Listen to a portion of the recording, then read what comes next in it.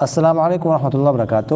What's app group number 3 میں حبیب اللہ طاہر بھائی نے سوال کیا ہے۔ السلام علیکم وعلیکم السلام۔ جناب مفتی صاحب، میں محمد عثمان طاہر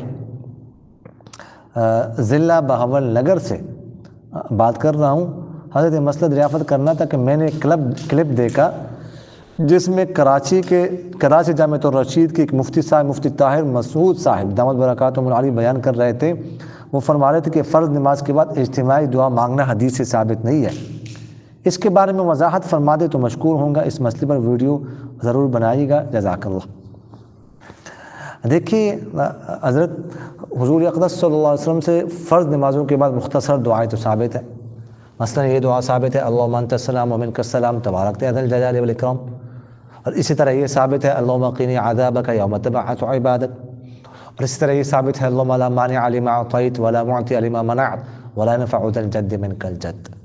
یہ مختصر دعائیں ثابت ہیں، تو یہ دعائیں مانگی جا سکتی ہے، لیکن اجتماعی دعا کو ضروری نہ سمجھا جائے، التزام نہ کیا جائے۔ التزام کا مطلب یہ ہے کہ کوئی اس کے بغیر سمجھے کہ نماز ہی نہیں ہوئی، وہ نماز اس کے بعد کمپلیٹ نہ سمجھی جائے۔ تو اگر التزام نہ ہو پھر اجتماعی دعا مانگنے میں کوئی حرج نہیں ہے، لیکن کئی جگہ اس کا التزام ہونے لگ جائے کہ اس کے بغیر نماز کو مکمل نہ سمجھا جائے تو پھر اس کو چھوڑنا یہ ضروری ہوگا۔ جزاکم اللہ خیر۔